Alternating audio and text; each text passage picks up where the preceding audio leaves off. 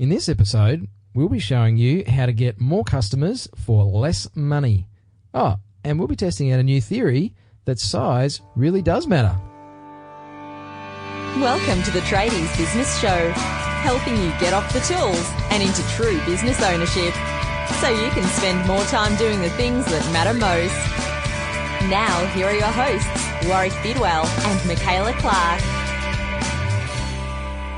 G'day and welcome back to the Tradies Business Show. Great to have you with us.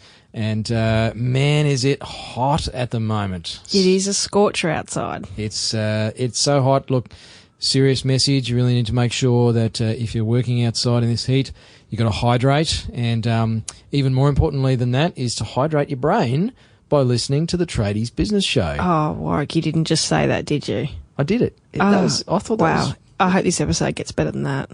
Okay. Should we leave that in? We might leave it in. Yeah. Look, welcome back, listeners. Got a great episode in store for you today.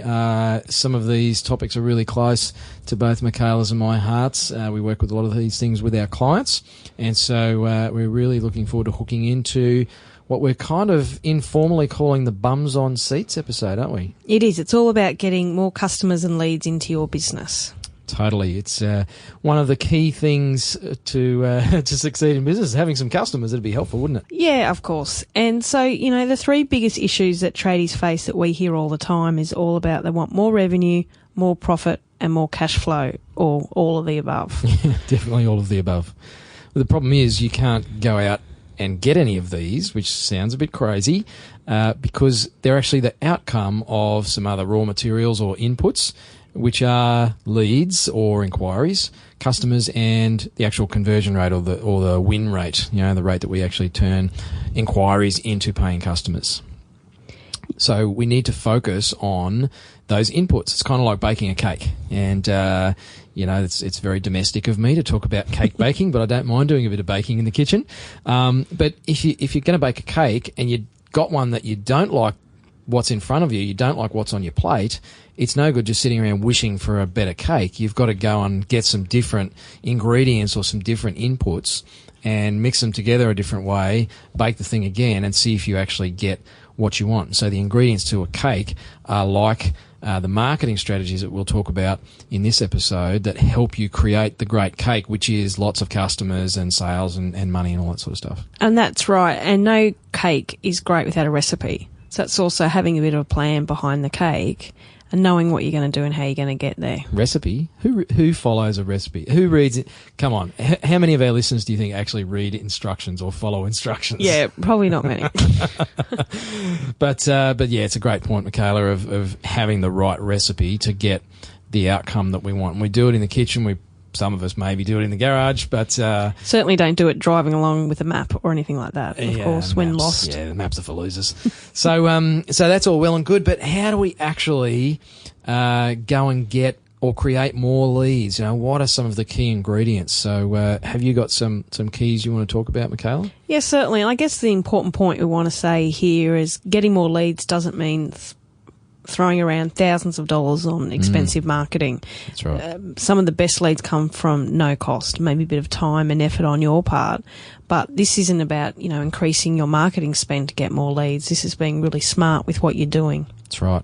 And sorry, one of the things that I find business people and tradies think is that as soon as people like you and I start talking about marketing, the first thing that comes to mind is advertising, which implies spending money. And so, it's a good point that marketing doesn't actually mean spending more money. And in some cases, smart marketing means you can reduce the amount of money you're investing or spending in advertising campaigns. Yes, certainly. And especially as the whole advertising mass market reaching's changing, where people now can do a lot of stuff online than they could do 5 years ago. You know, you're flashing out 30 grand on a Yellow Pages ad now.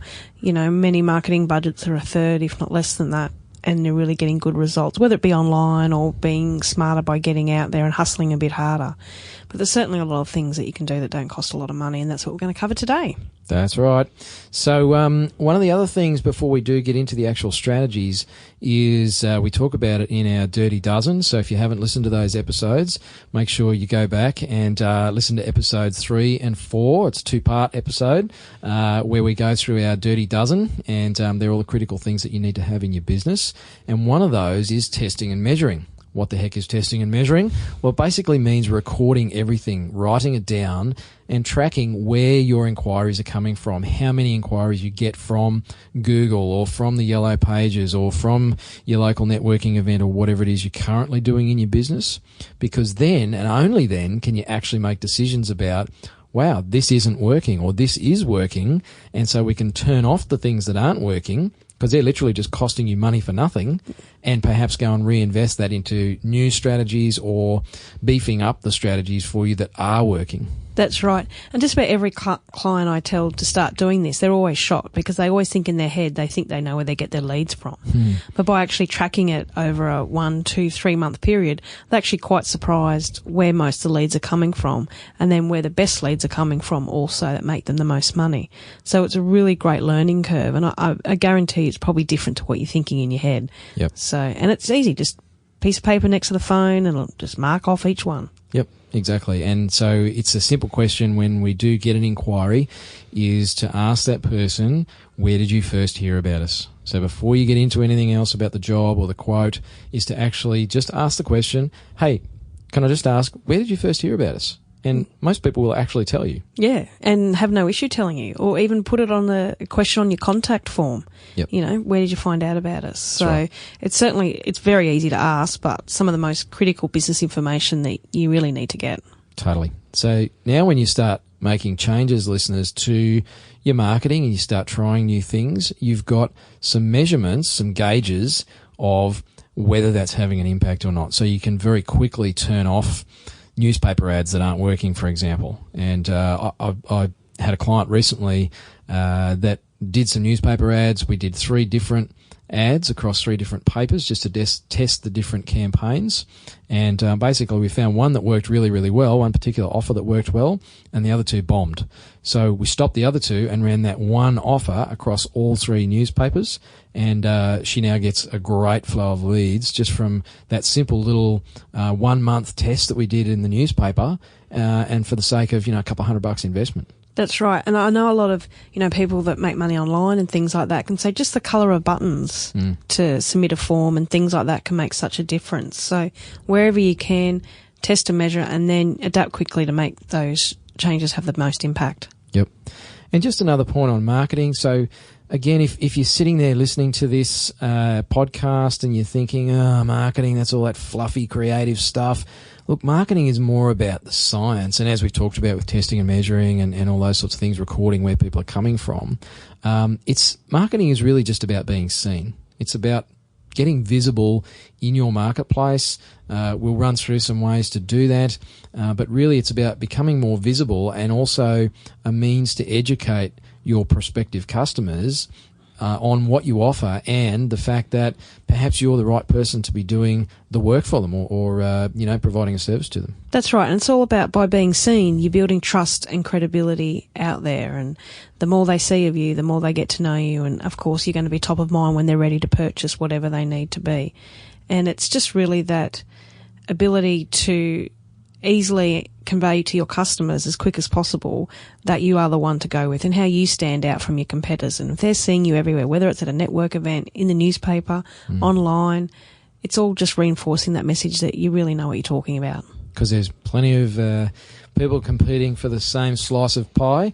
Or maybe we should talk about cake. We were talking about cake earlier. But, there's lots of people fighting over the same slice of the cake. So it is a really important consideration to get your marketing planned out and consistent and, be proactive with how you promote your business. That's it. So how can we do that? How can these guys get some more leads without, breaking the bank? All right. So, look, most of these that we're going to cover they really are cheap and easy, just like me. So I'll move on. There's a dad joke for you. But bad one. My daughter is going to love my jokes when she gets older. She still thinks I'm funny because she's only 3. But she hasn't realised yet that I'm really not that funny. Wait till she's 4. It's all over. So, but in all seriousness, listeners, these strategies really are quite easy to implement, and they don't cost a lot of money these days. I think the biggest one for me, Michaela, is website. And you and I both see some really good websites and some really horrible websites, and I'm still baffled by the number of businesses that don't have a website at all. And if that's you listening to this podcast, please go and get a website. It doesn't have to cost you a lot of money. Stop listening right now and just go get a website. Put down your smartphone. And a lot of people send me, I don't need one. I get a lot of referrals and things like that. But, okay, firstly, will that always be the case? Probably not. Yep. And secondly, as soon as someone's referred to me, the first thing I do is go Google them. That's right. And if they don't have a website, I'm not interested. Yep. So it's all about having just an online presence, a little bit of a shop front, and building your reputation, because that's what people do. They're going to Google you now. So every business needs to have one. And I think it's around 40% of businesses in Australia still don't have a website, which just blows my mind.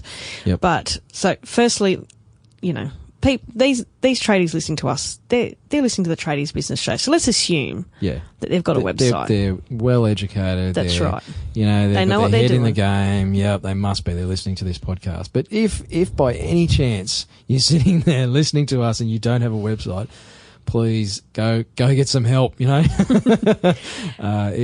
not that hard, and I think a lot of people are just scared about the technology and how technical it can be made by some web designers and developers. And there's some great ones out there, but like any industry, there are some out there who do make it seem a little bit smoke and mirrors. And I think that does put a lot of people off. That's right. And there's now programs like WordPress where a lot of websites are being built on that anyone can update. You don't need to be a coder or anyone techie, and you can easily update your website. So if you've got a website, there's 2 really important things to remember with it. Mm-hmm. One is to make sure you're updating it regularly. Not only does Google like new content, but it keeps you relevant, fresh, and ahead of your industry.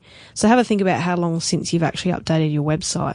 And I mean, look, I could talk a whole hour on websites, but do you want to talk about websites just for the rest of the episode? We just talk about websites. No. Do you reckon anybody would be listening by the end? Of course. I've got valuable information to share. We might be excited about it. But it's all about, updating your team members, putting some new photos of your portfolio, your recent work up there.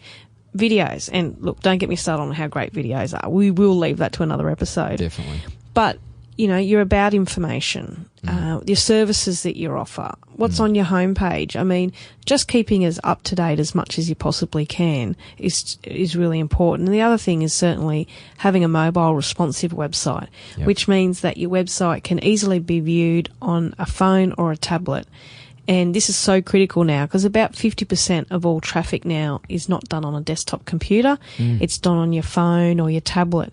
So making sure that your website can easily be read on those devices, because next year it's going to be more than 50% are searching on a mobile device. So it's really changing the marketplace online. And it's things like having a really accessible menu, but even having the button where your phone number appears, they can just press that and it's going to call you straight away.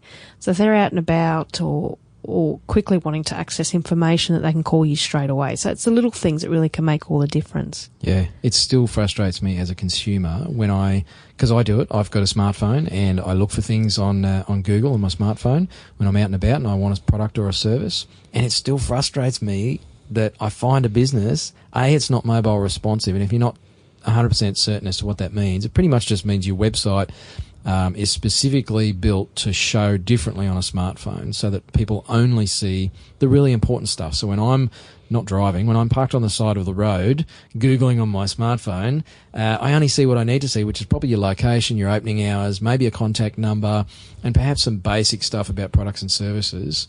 I don't want to see your 73-page website crammed down into font so small that, an elf couldn't read it. So I still find websites for big businesses that don't have that. big businesses. And look, there's things like Google Analytics now, which is free to use. And if you don't want to talk about, talk to your web person, but that can actually record how many people are visiting your website on a mobile device as opposed to a desktop. So it's actually really quite good information. So certainly ask a question to see what's happening. But, if your website is a couple of years old, really check it out, because it's really something that you need to get fixed as soon as you can. Absolutely. What else about websites, Warwick, that, aren't always on there or need to be on there? Look, I think from my perspective, there's some really powerful stuff that tradespeople can put on their website that really help educate their prospective customers. And one thing is before and after shots. Now, if you're an electrician or a plumber, some of those trades where some of your work is not seen by the world, so it's buried under 5 foot of dirt, or it's inside the walls in a house, going to be a bit hard to do before and after photos. But for some of those jobs where you do have a comparison, is using images. And if it's not images, it's, as you said, Michaela, using video. So that would be one big thing, is just every job you do, take a photo before you start and after you finish, just to highlight the work that you have done for people. And if that's not necessarily going to work for you, get testimonials up on your website from customers, from clients. And even more than just having a testimonial is get a video testimonial. Again, we talk about smartphones. I mean, we've been given all this great technology and so many of us don't use it to its fullest potential. But it's so simple to whip out your phone and just say to a really happy client, hey, would you mind if I just grabbed a 60-second short video of, how you feel about the job and what we did for you? And a lot of people will be quite fine with that. I mean, I do it in my business, and I encourage my clients to do the same thing. And it's really powerful for somebody to land on your website and see a video of Bob Smith, homeowner, saying, you know what, I just dealt with ABC Plumbing, and wow, these guys are great. They're really professional. They clean up after themselves, and I definitely recommend them. That's it. Yeah, it's so easy now. And another thing is, if you don't like asking the question, whether it be by, video or asking them in person, getting someone to ring up after you've completed the job, like a third person, and often they're more than willing to tell somebody. And that's something we do a lot for clients, is actually ring up, make sure they're happy with the job. Do they have any questions? And hey, would you give us a testimonial, or is there anyone else you'd like to refer work to? So it's something that is really easily something you can get, and just social proof these days, it's so powerful. Absolutely. Well, we won't talk about websites for the next 3 hours, so let's move on to another strategy. Just one thing. I can't let it go. Okay, I'm sorry. But just test your contact form. I had a client the other day that their contact form hadn't been working for 6 months and wonder why they weren't getting any inquiries. Ouch. I know it's basic, but just every couple of months, send yourself a lead. You'll feel good about it getting into your inbox, but just make sure that, it's working. Great point. Thanks, Michaela. So, another simple thing is, look, signage, uniforms, sticking signs up when you're on site saying Bob Smith Plumbing is on site today. But just making yourself more visible. I mean, we're all driving around a lot, and as tradespeople, we tend to spend a lot of time on the road. So we might as well take advantage of our mobile billboard, which is our vehicle or fleet of vehicles. I mean, if you've got more than one, it's amazing how it really burns into people's brains the fact that, man, these vans are everywhere. These guys are big, and you might only have 2 or 3 vans running around with your signage on it.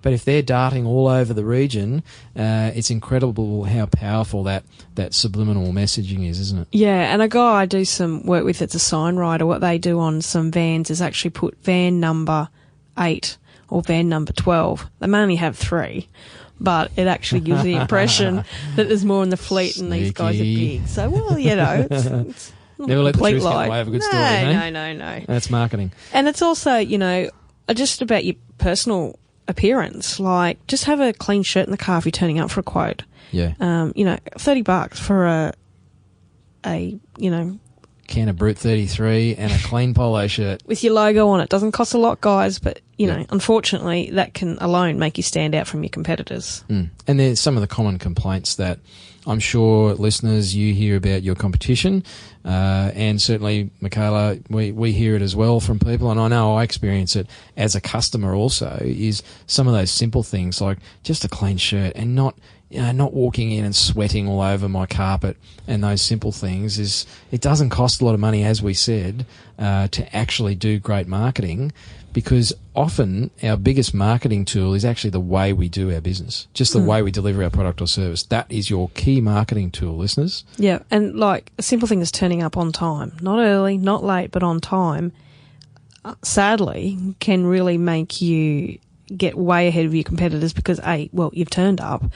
And if you're going to be late, certainly a quick call. Nothing hurts in giving a quick call, but geez, it can make you really stand out. That's right. So that visibility and, just appearance and that whole professional outfitting from uniforms to signage and everything else is really, really key. And again, doesn't cost a lot of money. I mean, signage and stuff is a lot cheaper these days with computer-driven production techniques. One of my uncles still does it by hand in his 70s. He's a professional sign writer, but they don't do it like that anymore. So... That's right. And the other thing, about being in the street, send your apprentice down the road with 30 flyers and drop them into the street that you're doing the work in. So it's amazing how much business you can get by doing something simple as that. And, Yep. I love to call that neighbour calls. And I try and get all of my clients doing that is when you're at a place doing a job like you say, you just go and walk the street 5 or 10 minutes. And some of my really confident guys and girls is we get them to actually literally door knock the house either side. Oh, that's just mean, Warwick. Come on, I like to take people outside their comfort zone. And just say, hey, we're just doing some work next door. I noticed over the fence, or just wondering, it saves you a quote fee, or while we're here, have you got any electrical or plumbing or gas or roofing work or whatever it is? If the answer is no, it doesn't matter. It's cost you like 2 or 3 minutes.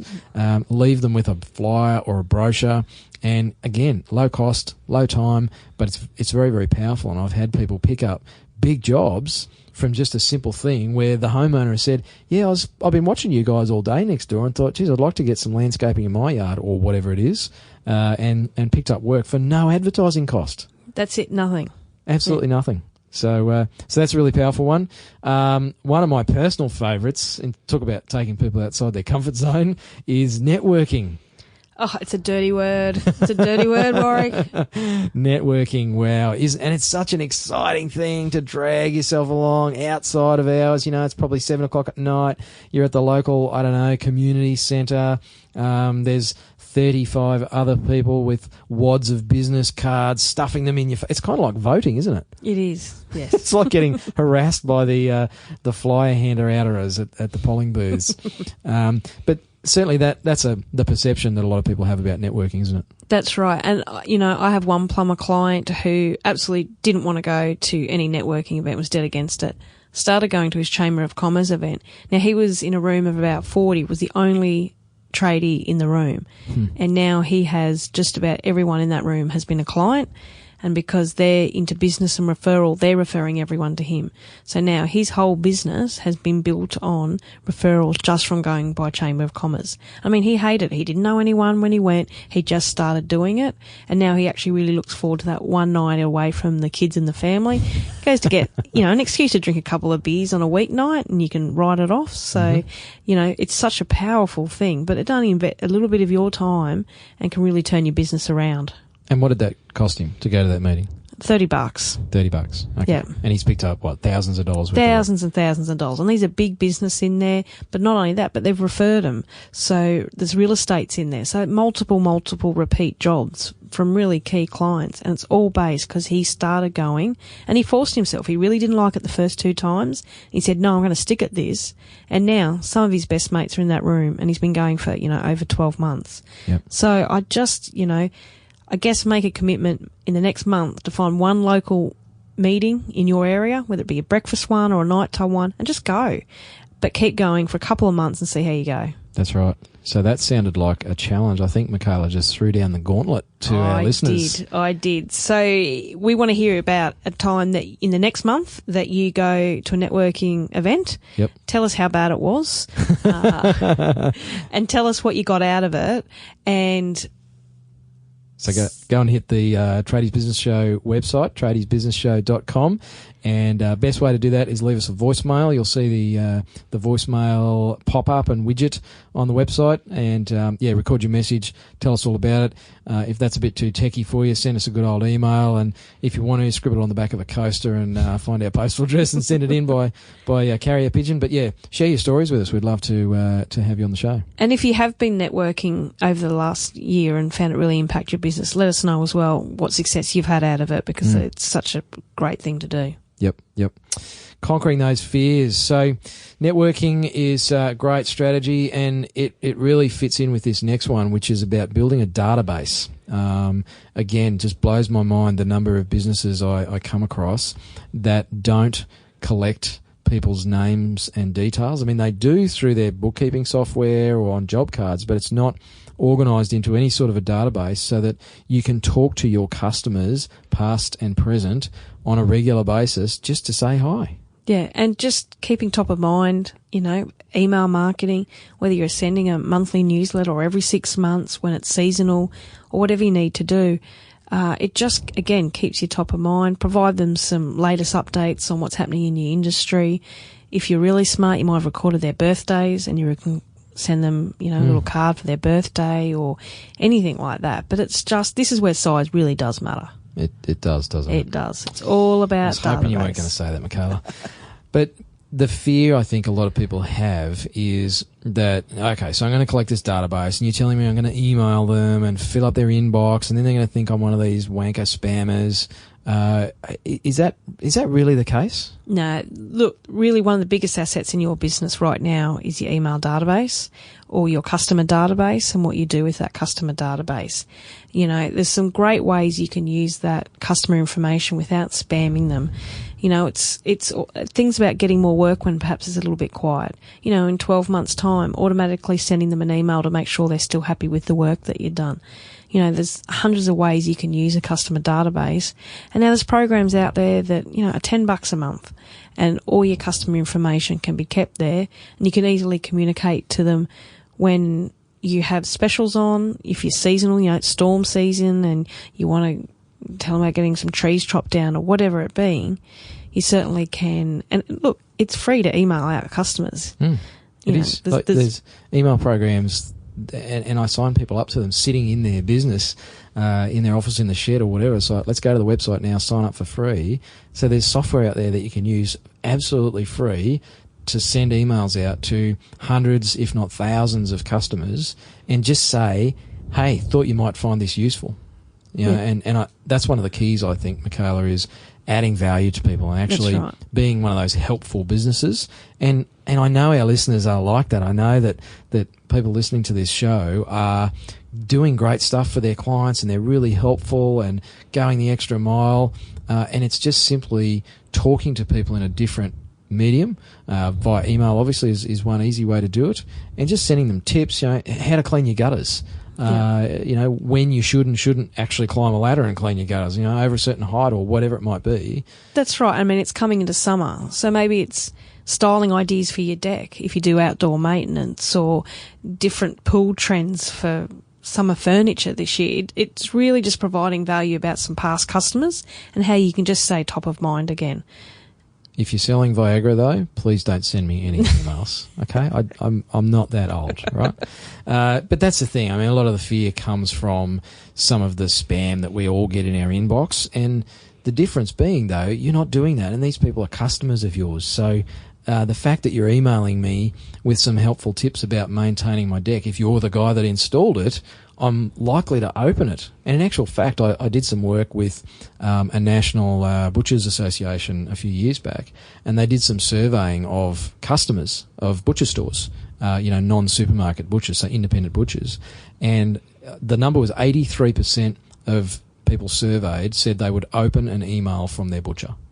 So it's a huge percentage of people that would happily receive and open an email from their butcher. Now, if there's any butchers listening to the show and you're not sending emails to your clients with recipes and this week's specials and, the education about the different cuts of meat to use for different dishes, start doing it now. Yeah, and one of our favourite podcasts that we actually like to listen to is the Small Business, Big Marketing with Tim Reed. He had a great story I heard on one the other day about a time when he'd bought some meat, and by the time he'd got home, there was an email delivered with a number of recipes on what to do with that meat. Like, how powerful is that? Absolutely. You know, and he now regularly goes back to that butcher all the time. Yep. And hopefully we get good old Timbo on the show. So if you're listening, Timbo, we'll love to get you on the show, mate. All right, so database, and look, it's not just emailing, it's also to follow people up and, you know, maintenance reminders, all those sorts of things that we can use that database for. So it's really important to collect people's details and get their email address and mobile phone number and all that sort of stuff. Yeah, and do something different. Hey, every month, pull out 5 customers you haven't spoken to a while and just give them a call. You never know. And how long would that take you? Literally 30 minutes?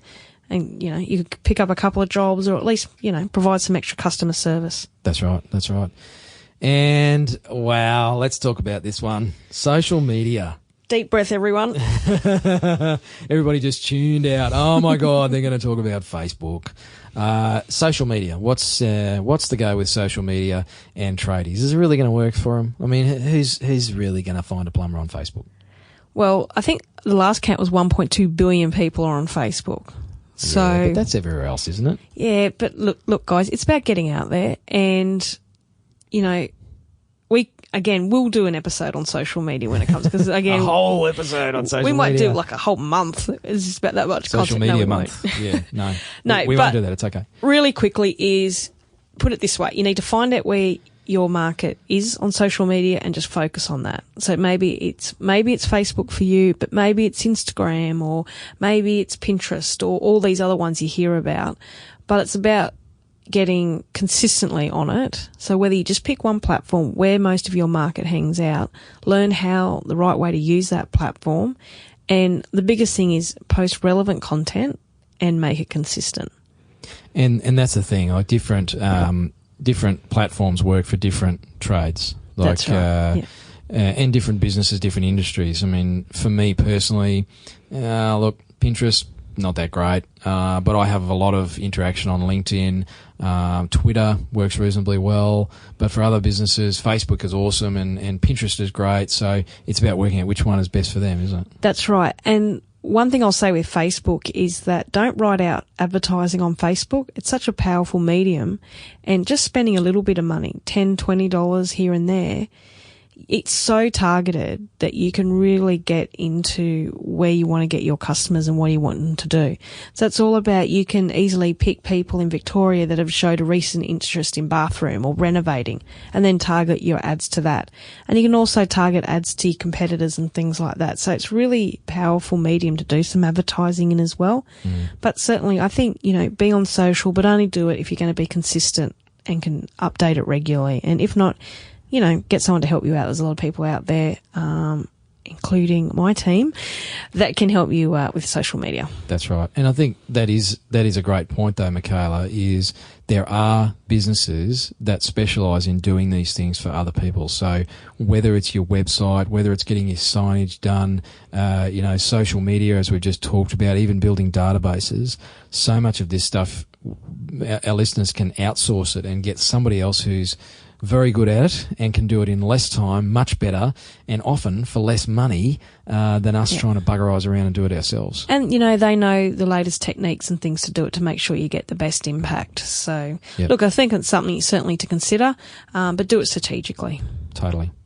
Love it. And that's a nice segue into the next point, and the next really cheap and easy marketing strategy, which is strategic alliances. So basically just forging alliances or good working relationships with other businesses in your industry, or maybe even outside of your industry. But, you know, I've got a great example from a client, a cabinet maker that I work with, who gets a ton of referrals from a bathroom centre.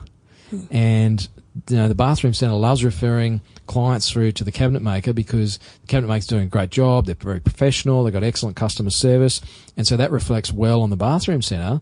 And so basically these guys don't have to do much advertising at all. They're getting all these free leads who are highly qualified and ready to buy a new bathroom from someone that they've just really got to know, taken a couple of cartons of beer around, had a chat to them and built a good relationship with them. Yeah, and the other thing is, so have a think about trades that perhaps become before or after you. that you could partner with. So that's a really good starting point. So if someone's looking for a new kitchen, what else might they be looking for? Yeah, that's right. And start to partner up with those people, almost form a mini team, I guess, of professionals. And some of our listeners are probably already doing that with some success. And again, if you do have a great example where you're doing this already, please jump on the website and share your story with us. So go to tradiesbusinessshow.com and leave us a little voicemail message there and just tell us a bit about what you're doing that's working. Or maybe what you've tried that's not working. But certainly it's an overlooked area is building those relationships with other businesses in your industry where you can cross-refer. Yeah. And that gets on to, I guess, one of the last things we're going to talk about today, and that's referrals, like word of mouth. It's old-fashioned, but boy, is it effective. Yep. And what do you think is the reason that people don't get more referrals? Well, they don't ask for them. What, you mean you got to ask for referrals? You got to ask. You got to tell people you want to get new customers and tell them about your business, the type of customers you're getting. And it's amazing how many people say, "Oh, I know someone the other day that was looking for a plumber." Well, hello. And so it really is about overcoming that fear of saying, "Hey, were you happy with the job we did for you? Great. Do you know anybody else who'd like a new bathroom or their roof restored or some landscaping work done or whatever it is, or their car serviced?" You know, it's like, actually have to ask the question, don't you? That's right. And whether you don't want to do it in person, send a customer survey, but make sure that question's on there. It's another great way, an easy way to ask as well. Yep. Because happy customers are usually happy to give you names, but often we get in our own way. We don't ask for those referrals. That's right. Great stuff. So hopefully there's some cheap and easy strategies there that might help you on a Friday night as well. But there's some great strategies in there that can really get your marketing cranking. They don't cost a lot of money. Most of them are actually free. So yeah, pick the ones that probably resonate with you, listeners. And as Michaela said earlier, go and start doing it. Just have a crack. It doesn't matter if you suck at it the first time round, but just give it a try and share your stories with us, as we've said. But certainly, getting out there and having a go is the only way you're going to get better at it. That's it. So if you liked today's episode and want to hear more of us, make sure to subscribe on iTunes or on Stitcher Radio, and also leave us any questions you have on our website. Again, using that voicemail or just use the contact form, tradiesbusinessshow.com. And for more information on this episode in particular, tradiesbusinessshow.com/7. As in the number 7. Thanks for listening. We'll talk to you soon. Bye. Bye for now. You've been listening to the Tradies Business Show with Warwick Bidwell and Michaela Clark. Want to get off the tools and into true business ownership? Find out how at tradiesbusinessshow.com.